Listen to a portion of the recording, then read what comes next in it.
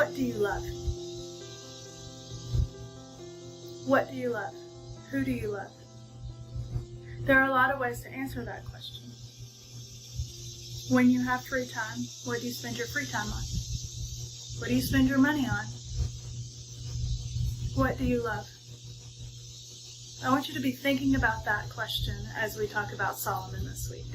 We've been talking about Solomon for the last few weeks, and the first time we talked about him, we talked about how he asked for wisdom from the Lord, and the Lord was so happy that he asked for wisdom that he gave him other things like riches and a strong kingdom and things like that. Then we talked about how Solomon built a temple to the Lord to glorify the Lord, and how lavishly he decorated the temple and how he gave to the Lord so many things. The Lord gave Solomon wisdom, but does that mean that Solomon used it all the time in every decision he made? We're going to find out today. Let's turn to 1 Kings 11, verses 1 through 4. 1 Kings 11, verses 1 through 4. Now King Solomon loved many foreign women, along with the daughter of Pharaoh, Moabite, Ammonite, Edomite, Sidonian, and Hittite women, from the nations concerning which the Lord had said to the people of Israel, You shall not enter into marriage with them, neither shall they with you, for surely they will turn away your heart after their gods. Solomon clung to those in love. He had 700 wives, which were princesses, and 300 concubines, and his wives turned away his heart. For when Solomon was old, his wives turned away his heart after other gods, and his heart was not wholly true to the Lord his God, as was the heart of David his father. What did Solomon love? Who did Solomon love?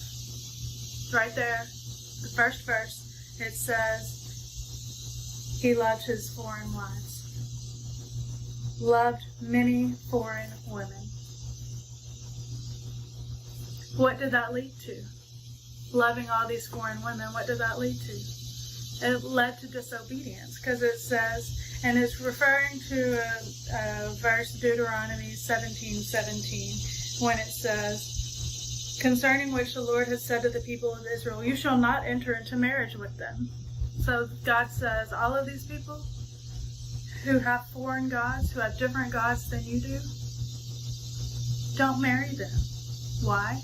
Because it'll turn your heart away from the true God, from God. So Solomon loved foreign women, which led to disobedience. And what did this disobedience lead to? It wasn't just he disobeyed God, he turned to foreign gods. And it says his heart was turned to other gods because he clung to these women in love.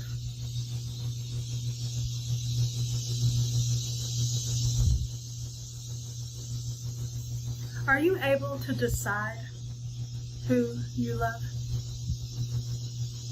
Is love a decision? Yes. Yes. You can decide who you love.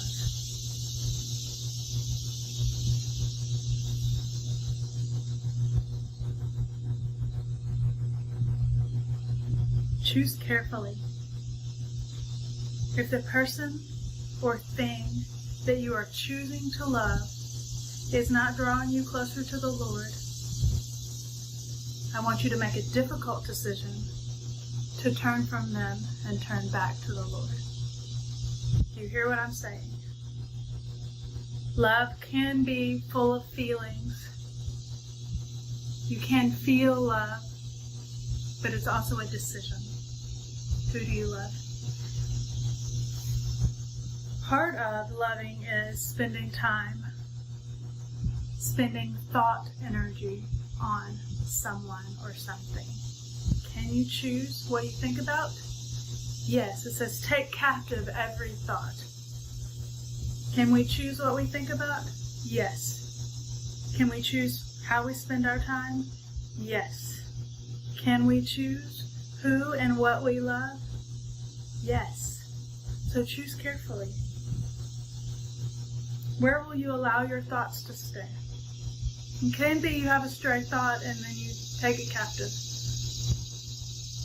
Does that thing or that person bring me closer to the Lord? No? I'm going to stop thinking about them or stop thinking about it. Where do you spend your time? Does the thing that you spend most of your free time on bring you closer to the Lord? If not, you may need to change how you spend your free time. How do you spend your money? If the thing that you spend most of your money on does not bring you closer to the Lord, you may need to rethink how you spend your money. These things are a choice. Could Solomon have chosen not to love many foreign women? Yes. He definitely could have chosen not to marry 700 women and have 300 concubines. Those are choices. We need to make careful choices. Choose carefully who you love. I'm not talking just about boy-girl relationships, but friends. You love your friends. Is this friend the type of person that is bringing you closer to the Lord?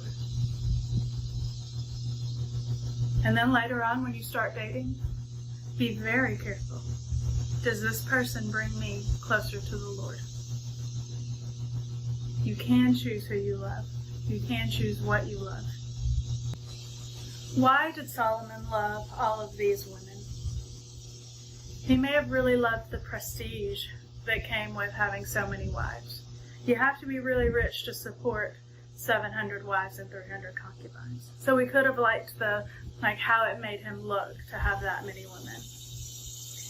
It also says that they were princesses. His wives were princesses. So it could be that he loved the treaties and agreements that he had with other nations because he had so many wives.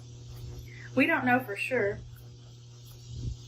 We don't know for sure why he loved them. But we do know that he didn't love them because they were bringing him closer to the Lord. That's not why he loved them.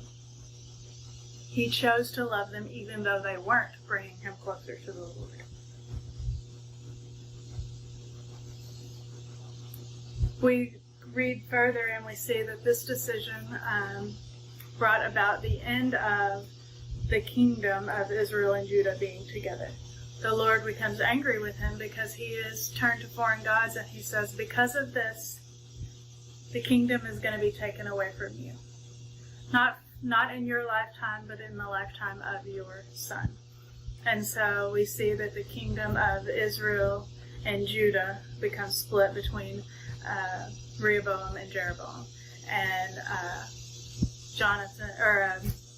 Solomon's son is left with just one tribe, Judah. And then Jeroboam takes all the rest of the tribes, and he is the king of them. And so because Solomon's heart was divided between the Lord and foreign gods, the kingdom of Israel was divided between Judah and the other tribes. The Lord takes us seriously. And the Lord takes it seriously, our decisions of who to love and who to serve. Do the people and things that you love bring you closer to the Lord? Think about it. If they don't, I want to challenge you to make the really difficult decision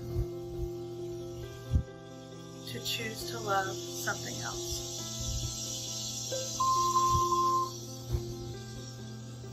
Stop loving the things that bring you away from the Lord and love the things that bring you towards the Lord. That's my challenge this week. What do you love? Who do you love? And does it bring you closer to the Lord?